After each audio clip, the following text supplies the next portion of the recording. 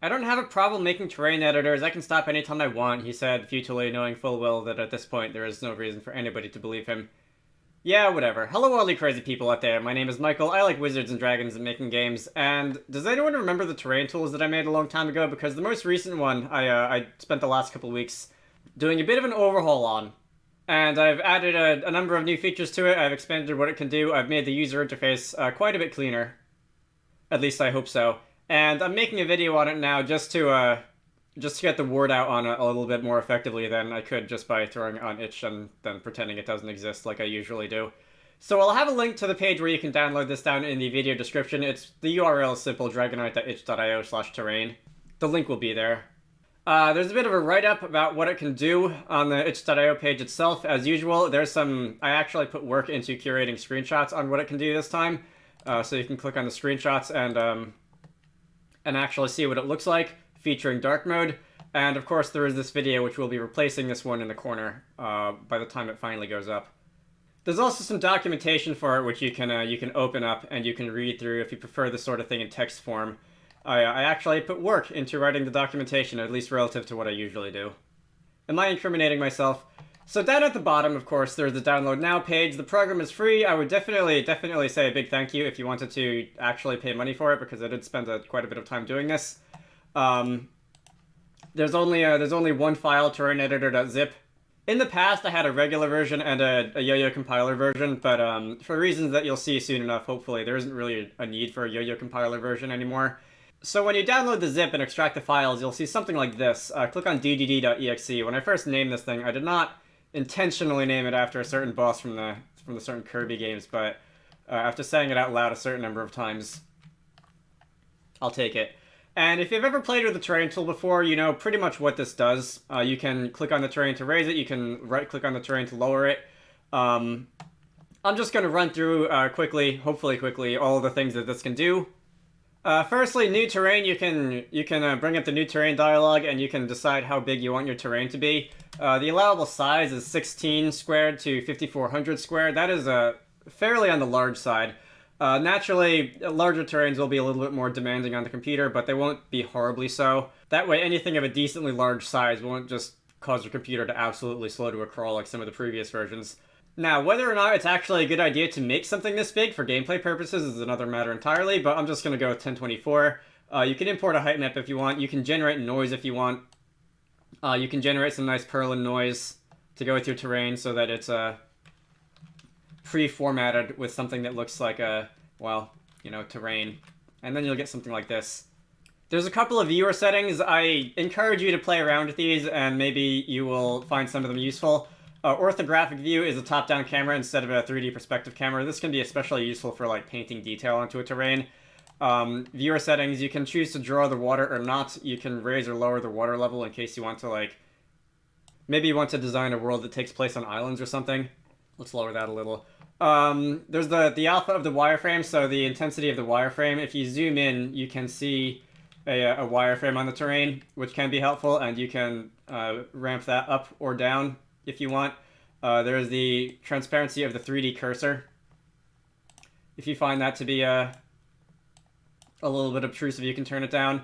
The view distance is probably the main thing that you will be caring about if you find the editor not running well on your computer.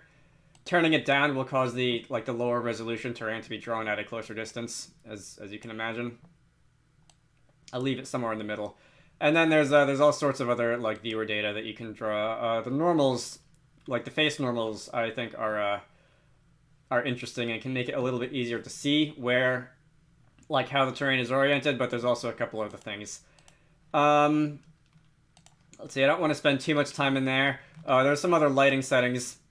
Deformation. This is where things get interesting. This is what most of you are probably here for. Again, you can left-click to raise the terrain. You can right-click to lower the terrain. There's a couple other options. Average will smooth out the terrain, and that will if there's a bunch of noise on the terrain, it'll smooth it out. It'll cause the area under the brush to morph towards the average value of that region. And then there's also 0. Oops. Yeah. All right. There's also 0, which will morph the terrain towards being a flat sheet again, no matter what the actual height. If you right click on it, it'll get more extreme instead of more smooth. I don't know if that's actually useful. I just thought it was fun, like to write. Let's see. You can affect the deformation rate, so you can, if you have that at a if you have the deformation rate set to something lower, it will obviously not change as quickly. This works for all tools, not just raise and lower mode. There's reset height in case you want to essentially erase your progress, as well as a scale button. Setting the world scale to 0 is essentially the same as resetting the height. If you want to amplify your terrain, you can use apply global scale. There's the brush radius. Probably don't have to explain what that does. Usually I find that a brush radius of about maybe halfway is reasonable, as well as a deformation rate of about halfway. And the part that I had the most fun writing for this thing is the mutate tool. You can just generate some noise on any given terrain without having to recreate a new one. And you have the same Perlin noise properties that you can set here. The smoothness, which is the number of octaves that the noise is generated with, the amplitude. There's also you can mutate terrain based on a texture. And doing this multiple times will layer the changes on top of each other. It won't erase it every time. If you want to use one of these sprites as a generation texture, you can. And that wasn't very extreme at all. Let me erase that first. You can let's bring the noise amplitude down and the texture amplitude up a little bit so that you can see a little bit better what's going on. You can sample from a texture onto the terrain. And this lets you more or less apply a height map onto whatever terrain is already there. For best results, you probably want to use a little bit of texture and a little bit of noise. That way that you still have the the bullseye texture or whatever. But it also you do get a little bit of noise. Hey. Layered on top of it like this. Next, also brushes. You can select your brush. You can hang on. Getting a little ahead of ourselves. You can select your brush. You can use different shapes. That looks like a reverse impact crater of sorts. These are basically the default GameMaker particles being used as a paintbrush. I probably find that concept a little bit funnier than I should. And you can use... A lot of these aren't actually really great for terrain. A lot of them are better for actually being used as a paintbrush, but I'll get to that later. There's also a couple tests that I did involving my stupid face as a paintbrush, if you really want to, for whatever reason, and also Juju Adams' significantly less stupid face for a paintbrush, which, unironically, I think is not a bad choice if you want a really lumpy terrain, as is often the case with pugs. And if you want to import your own brush, you can just do that. So I'm gonna bring in something that looks kind of like a Defindo from Harry Potter. Remember that spell? And then you can go and use that as your paintbrush. All right. Let's see, we can also use this as the other modes too, and it looks honestly not very useful for a lot of things, but to each their own. Next, texturing. I did not include any fancy default textures with this thing. I think I did in the past, and I don't really think it looked very good in the end. So instead, we have something that looks like just a couple of color swatches. You can select a lighter terrain color swatch. You can pick some sort of brown, sand, dirt, whatever if you want. There's of course snow. That's a bit of a staple when it comes to video game level design. If you want to import your own texture, and I wouldn't blame you, you can do that. This is one of mine. Honestly, I don't think this compilation of various textures that I got from the Unity asset store looks great either, but for a quick demonstration, it'll do the job. I can increase the tile size to something bigger, and I can. It is not very easy to see the changing color from this height, is it? You can paint a different texture onto the terrain. If I were to go something different, maybe like snow, that would be easier to see. Okay. Let's pick another one. Pavement. Like overgrown pavement. That's pavement. Alright. And again, there is a brush radius. The brush radii are different for each of these tools, so setting one should not affect the others. There's a few things that I'd like to still do in the future later, although probably not right now. At a later date, I would like to allow blending textures together on a terrain, because, well, that is something that you often want to do, and a hard cutoff between textures on a single terrain looks a little bit awkward sometimes. That kind of thing does tend to see a lot of use. Let's see, if you want to export your selected texture, just because you can do that. If you want to reset to the default texture, basically the swatches, you can also do that. Next, painting. So you can also paint vertex color onto the terrain. This especially, I think, can be handy to have an orthographic camera projection turned on. This is just a rudimentary painting application. You can set the paint strength, and when our texture is green and it is blended with blue, the result is black. Let me set the texture to something white instead so that you can actually see it. Clear color erases the terrain to that color. So, if you want to, that's especially if you want to erase your terrain vertex color to white. If you want to erase everything that you've made, you can do that. You can use the color picker to select a color. Let's go with, what's a nice color? I've recorded this video like a bunch of times because I keep not liking the way it comes out. And I'm trying to like pick a different color every time I have to do this over again. And eventually I'm going to run out of colors because I'm going to redo this like 16 million times. This got away from me. So there's the brush radius again. There's also the paint strength. Setting this to a very low value will cause the paint color to be blended slowly onto the terrain, and you can use this to sort of just daub a little bit of color onto the terrain. In fact, if I were to show that off in action a little bit better, let me generate some nice noise like this. Let me erase the entire terrain to white, like this. Yes, please. And let me set the terrain color to something like, how about a light green, like that. And then, if I were to select like another, like a darker green, maybe like that as a paint color, and then slowly blend it in a little bit, you can have a little bit more interesting color variation in the terrain without really having a need for a texture.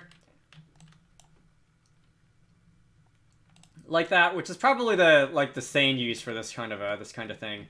If I were to turn the wireframe off and the cursor off, you can see that there are parts of the terrain that look like maybe it has a different level of precipitation than the rest. And it's just got a little bit of a small amount of color blended in. Alright, if you want to export your painting canvas, you can do that. You can see some of the results of the last time I attempted to do this. That will take a moment to export, and that's what it looks like. Likewise, you can also import a canvas. If you try to import something that's like a different size than the terrain, it will not be stretched. It will just end up being bunched up in the corner, which is probably not like super useful. But when I wrote this, I wasn't sure if it would be preferable to stretch the paint canvas or to just leave it as it was, and honestly now I'm still not sure. If you have strong opinions about such a thing, let me know, I guess. And as before, you can select your various brushes. Okay, next, you can save and load your terrain. You can, let me just save this as like demo itch or something like that, and that'll take a moment. And then, if you want to come back to your project later, as people sometimes do when they're working on things, you can load the terrain back in, and you'll have what you left off with. The first time I wrote this terrain editor, the 1.0, I'm pretty sure that entire option was just like broken. Which is awkward. You can also export a height map. You can save an image, which is like one of these things, or you can save a data buffer. You can see this is the result of our height map now.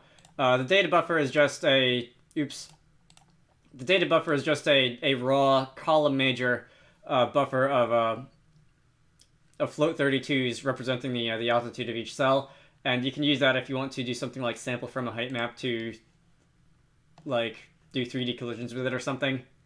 Next, exporting this is the fun part. So there's a bunch of different export options. There's a various level of detail levels, LOD levels, and this will save lower and lower level of detail versions of your terrain. And if you're making something like an open world game, you probably don't want terrain that is far away from the player to be rendered at like full resolution. and therefore consume a lot of computing power to render. So you can say various LOD levels, and that will allow you to prioritize rendering stuff that's closer to you. There's also the LOD reduction factor, which is exactly how much detail should be removed from each LOD level. 4x means that 1/4 of the amount of data is saved, and in a nutshell, the square root of that is the number of cells on each axis. So a reduction of 4x will be half the number of cells on the x-axis and half the number of cells on the y-axis. 9x will be 3 and 3, 16x will be 4 and 4. I'll just leave the reduction factor at 4 for now. There is a smooth normals. This is disabled. I have not implemented this yet, but I want to do it at some point, hopefully soon. Some other options: export all faces. This is not named very well. I should probably give this a better title to explain what it does. If you uncheck this, faces that are below the z=0 plane will not be exported. In case you want to, if you want to have something like a terrain that is, like I said before, islands or something, maybe you have no need for faces that are below sea level to be exported because they'll never be visible to the player. You can uncheck that, and you won't bother, the terrain editor won't bother exporting those. So you'll save both some storage space as well as processing time when you render the terrain. There's also a centered option. By default, in the editor, the terrain is centered at the world origin. Well, it's not centered. The world origin is in the upper left of the terrain, but if you check this box, it'll be centered, and you may or may not prefer that. Export scale.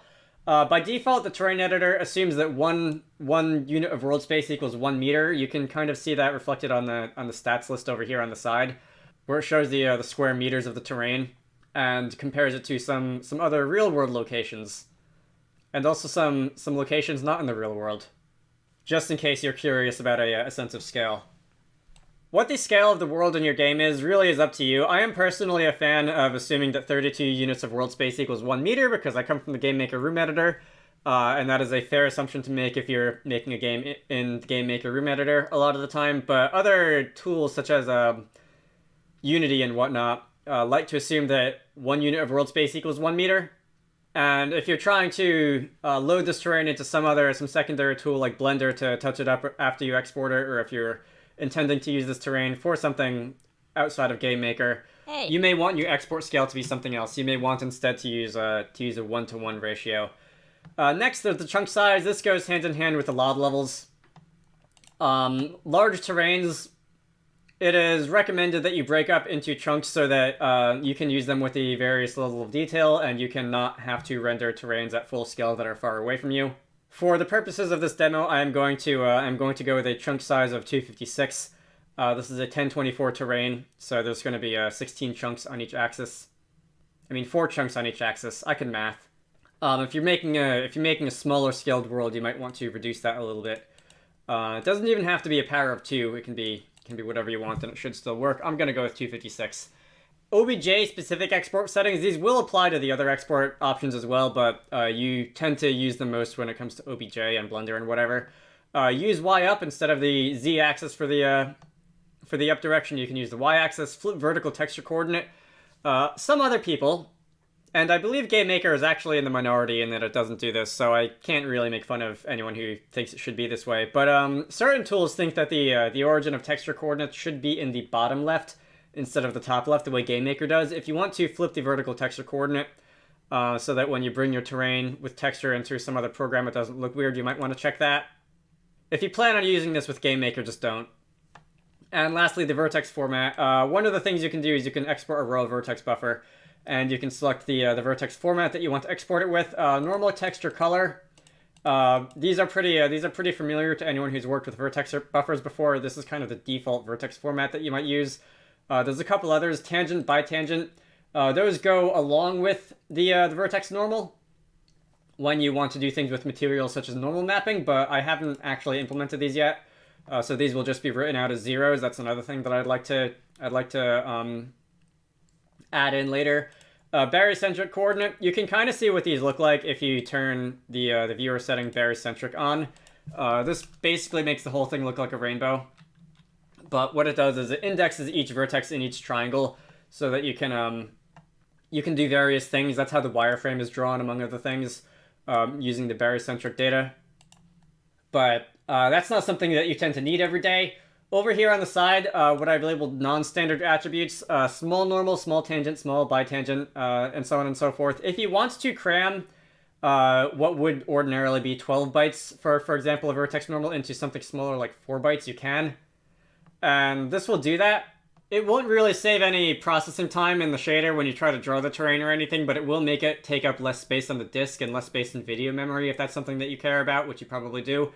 I'll link to the documentation as well, which has a full description of how exactly these pieces of data are packed if you want to do something like that. But generally, position, normal, texture, color should be fine for your vertex format. And then you can actually go and save everything. So you can save a GameMaker model file, which I'm pretty sure I'm the only person on Earth who actually uses at this point. You can save a wavefront object file, which is a little bit more universal. This will take a little bit longer to export than some of the other ones because saving an OBJ can be a little bit heavier. And then there's the raw vertex buffer. This should be quite fast indeed. I'm just going to save everything in this output tests file. And then it's going to take about a second to do that.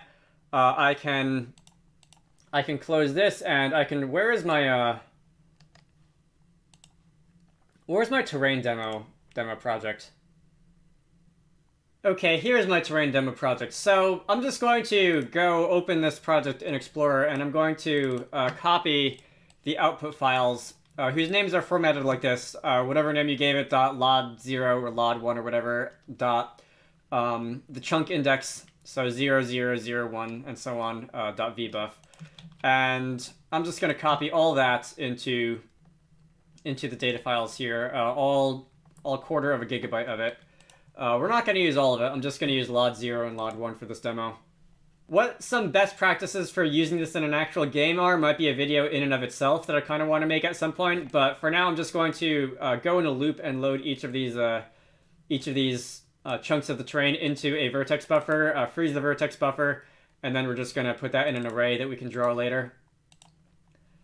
In the draw event, when all the stuff is drawn, we are just going to draw each of the terrain vertex buffers. If you press Shift, it'll draw lod1. If you don't press Shift, it'll draw lod0. Lod0 being the highest level of detail version. So if I were to run the game now, we're going to be loading into the game, and specified buffer doesn't exist. Did I spell something wrong?